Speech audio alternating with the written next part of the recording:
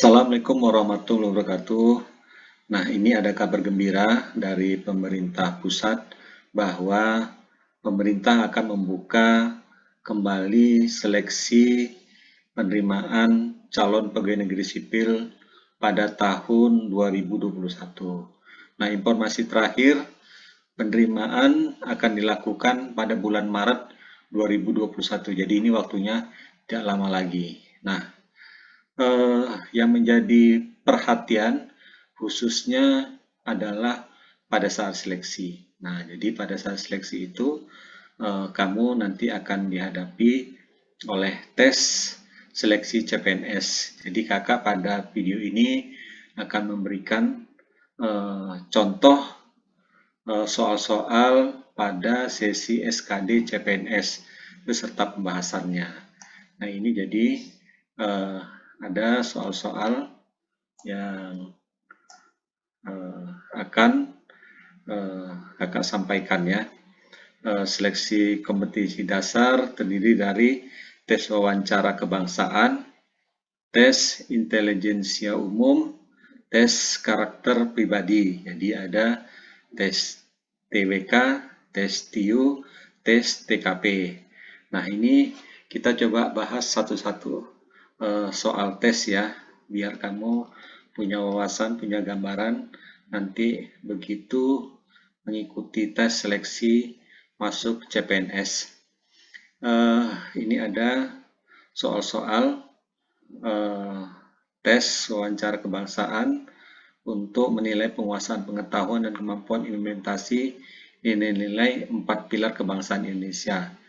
Nah, ini contoh soal Pancasila. Dalam kehidupan bernegara, Pancasila berperan sebagai, nah ini kita lihat ya, kunci jawabannya adik-adik bisa lihat di video. Nah, dasar negara, jawabannya A. Iya, sekarang kita ke pertanyaan nomor 2, rumusan Pancasila yang resmi terdapat dalam, kita lihat, pembukaan Undang-Undang Dasar 1945. Nah, 3. Dalam sumber tata hukum Indonesia, Pancasila dijadikan sebagai, nah ini kita lihat kuncinya, sumber dari segala sumber hukum. Nah, A, sumber dari segala sumber hukum. Yang keempat, Pancasila bagi bangsa Indonesia merupakan pandangan hidup. Ya, A, pandangan hidup ya. Hubungan sosial yang selaras, serasi, seimbang antara individu dan masyarakat dijiwai oleh nilai-nilai Pancasila. Nah, kuncinya apa? Sila kedua. Iya, A ya, sila kedua. Nah, nomor 6. Berdasarkan pengalaman sejarah, Pancasila sebagai dasar negara ternyata tetap tegak walaupun mengalami berbagai cobaan. Jawabannya B. Keyakinan bangsa Indonesia akan kebenaran Pancasila. Nah, setelah itu, Pancasila yang benar dan perlu dihayati serta diamalkan adalah Pancasila yang rumusannya tercantum dalam pembukaan Undang-Undang Dasar 1945. Nah ya. Nah, yang ke-8 pertanyaannya, pangkal tolak penghayatan dan pengamalan Pancasila adalah, nah kunci jawabannya, kemauan dan kemampuan manusia Indonesia dalam mengendalikan diri. Nah, itu C ya. Nah, habis itu beribadah dan menganut suatu agama dan kepercayaan adalah merupakan asasi. Nah, ini asasi, kunci jawabannya pribadi. Nah, iya, pribadi. Nah, yang 10. Secara formal Pancasila disahkan sebagai dasar negara Republik Indonesia pada tanggal, nah ini kita lihat, 20 Agustus 1945. Nah, itu tadi ada 10 pertanyaan. Sekarang kita ke pertanyaan berikutnya ya. Contoh soal Undang-Undang Dasar 1945. Berapa kali Undang-Undang Dasar 1945 diamandemen? Nah, kita lihat 4 kali ya, 4 kali D. Pasal berapa saja Undang-Undang Dasar 1945 pertama kali diamandemen? Nah, kita lihat lagi. A. Pasal 5, 7, 9, 13, 14, 15, 17, 20, 21. Nah, jadi kapan amandemen keempat dilakukan? Nah, ini kita lihat lagi. Nah, A. 11 Agustus 2020. Pasal berapa Undang-Undang Dasar 1945 keempat kalinya diamandemen? Nah, jawabannya C pada pasal 2, 6, 8, 11, 16, 23, 14, 29, 31, 32, 33, 34, dan 37. 15 ya, di bagian mana dalam Undang-Undang Dasar 1945 disebutkan tata cara pembentukan Mahkamah Konstitusi? Nah, ini jawabannya C. Aturan Pelarian pasal 3. Nah, ke-16. Apa dasar hukum pembentukan Mahkamah Konstitusi? Kita lihat Undang-Undang Nomor 24 Tahun 2003. Nah, di bawah ini merupakan kewenangan dari Mahkamah Konstitusi, kecuali memutus sengketa peradilan pidana dan perdata. Yang dimaksud dengan alat bukti dalam Undang-Undang Nomor 24 Tahun 2003 adalah, nah, D, semua benar ya. Jadi surat atau tulisan, keterangan saksi, keterangan ahli. Jadi semua benar ya. Setiap warga negara berhak mendapat pendidikan. Hal ini tercantum dalam Undang-Undang Dasar 1945 pasal, iya, pasal 31 ayat 1. Nah, berkenaan dengan perubahan isi dari Undang-Undang Dasar 1945 sebenarnya telah diatur oleh TAP MPR nomor 4 MPR 1983 tentang referendum. Nah, ini ya, jadi nomor D, referendum. Setelah itu, contoh soal NKRI. Nah, kemampuan berbahasa Indonesia yang baik dan benar. Kata depan yang ditulis secara benar terdapat pada datang kemari. Nah, ya, datang kemari. Tanda hubung yang digunakan secara benar terdapat pada, nah, kaum muda belia. Nah, ini tanda penghubung yang benar ya. Tanda koma yang digunakan secara tepat terdapat pada D. Jika tidak segera diberantas, peredaran narkoba akan semakin merajalela. Nah, setelah itu 24 ya. Huruf kapital yang digunakan secara benar terdapat pada rancangan undang-undang itu sedang dibahas. Nah, ini rancangan undang-undang ini huruf kapital yang benar ya. Kata yang tidak cocok digunakan dalam komunikasi tulis resmi terdapat pada D. Menjajaki pendapat umum. Nah, setelah itu pertanyaan nomor 26. Kata sarapan yang cocok digunakan dalam komunikasi tulis resmi terdapat pada, iya, aktivitas anak. Nah, jadi C ya, aktivitas anak. Sudah saatnya pelatihan militer kita segera dilakukan. Kalimat yang tepat untuk melengkapi kalimat di atas adalah perlengkapan. Nah, jadi sudah saatnya perlengkapan peralatan militer kita segera dilakukan. Nah, itu ya. Nah, sekarang kita bidang tata negara.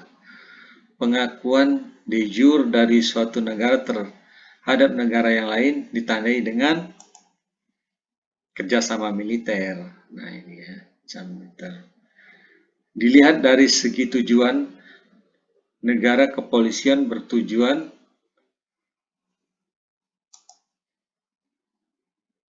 mewujudkan ketertiban, ya. Ciri khas negara kesatuan adalah D. Kekuatan asli ada pada pemerintah pusat. Nah, apabila didasarkan pada ajaran Trespolitika yang dikenal dengan teori pemisahan kekuasaan negara, maka penetapan APBD menurut Undang-Undang 1945 merupakan campur tangan Presiden dalam kekuasaan Dewan Perwakilan Rakyat. Jadi A ya. Nah, 32. Jika dibandingkan dengan kabinet parlementer, kelebihan kabinet presidensial adalah dalam hal, nah ini apa ya? B. Jalannya pemerintahan lebih stabil. Nah, sekarang kita sejarah ya. Sejarah untuk mempertahankan kedaulatan negara Republik Indonesia pada tanggal 23 Agustus 1945, Presiden Soekarno mengumumkan berdirinya 3 badan baru. Nah, apa itu? A. KNPI. Nah, ya. Setelah Indonesia merdeka dan memperoleh pengakuan internasional, ternyata masalah-masalah yang dihadapi belum berakhir, terutama masalah konstitusi. Pada tahun 1950, setelah terbentuk negara kesatuan, undang-undang sementara yang digunakan pada hakikatnya merupakan undang-undang Hindia Belanda dengan beberapa perubahan. 35 ya. Indonesia menjadi anggota negara-negara non-blok karena ingin netral dalam percaturan dua negara adikuasa, Amerika Serikat dan Rusia. Kedua negara itu setelah Perang Dunia Kedua terlibat dalam B. Perlombaan senjata. Nah, setelah itu kita ke bidang kebijakan pemerintah. Menurut Undang-Undang Sistem Pendidikan Nasional, penyelenggara pendidikan dilaksanakan melalui jalur dan jenjang yang tersedia. Yang dimaksud jalur pendidikan adalah jalur pendidikan formal dan informal, ya. Nah, GBHN 1999-2004 telah mengamanatkan terselenggaranya pemilu secara lebih demokratis. Pada tahun 2014 yang dilaksanakan oleh sebuah badan penyelenggara pemilu yang independen dan non-partisan, yaitu Komisi Pemilihan Umum.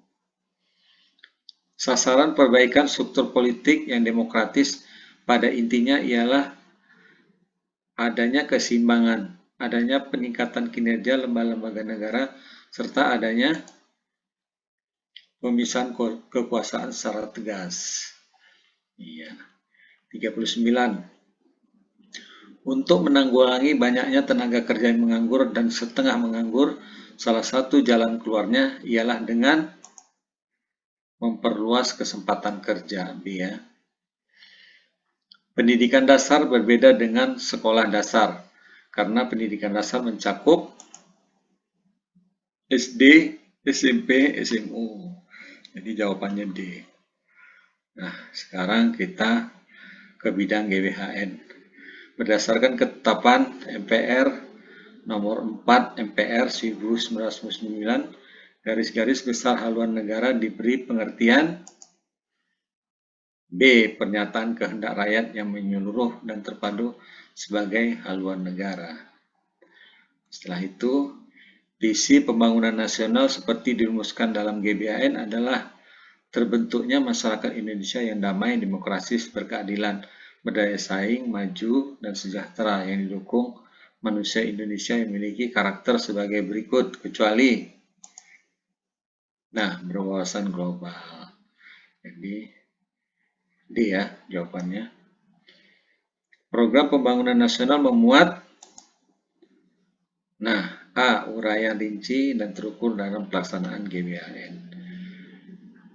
44. Program pemberdayaan lembaga peradilan dan berbagai lembaga penegak hukum saat ini terutama bertujuan untuk